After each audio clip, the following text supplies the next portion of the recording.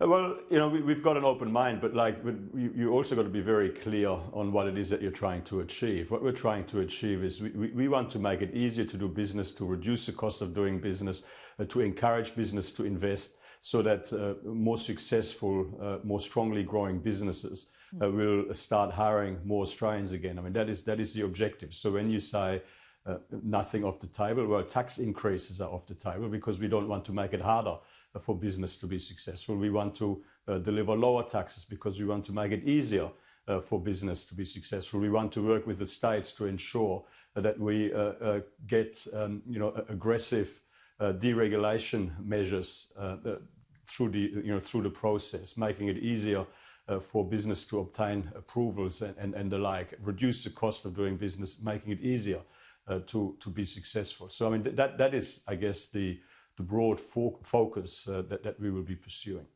When you say tax increases are off the table, are you talking about the overall tax burden or individual measures? Well, our focus is on delivering lower taxes rather than higher taxes. I mean, all throughout this week, a number of people have put to us, various measures that the Labor Party took through the last election, which are, whatever way you want to technically describe them, are all increases in taxes. Now, Labor tax increases would have had an anti-growth effect before this crisis, and that's why people voted against them at the last election. They would be even worse in terms of their anti-growth effect now, and even less desirable now. So, I mean, we will continue to pursue a pro-growth, pro-business, lower taxes, less regulation, less red tape agenda that is designed to encourage business to boost their investment in their future growth and success, so that more successful, more strongly growing businesses can hire more Australians and hence bring that unemployment rate down. Okay, just before I let you go, the good news is that the curve is certainly flattening. The number of infections every day is getting down to single digits in individual states, and it's only a couple of dozen nationwide. Might we have surpassed the need for this virus tracing app?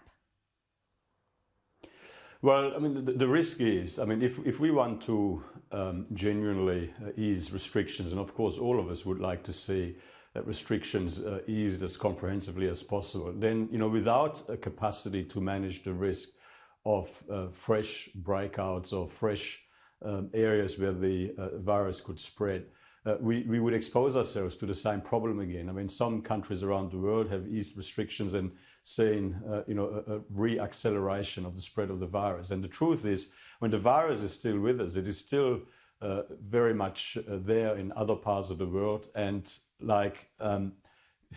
this app is there to help us save lives by doing in a more efficient way, using digital technology, what would be happening in a manual way as we speak anyway. I mean, right now, if anybody who is infected now, there's a contact tracing exercise that's done.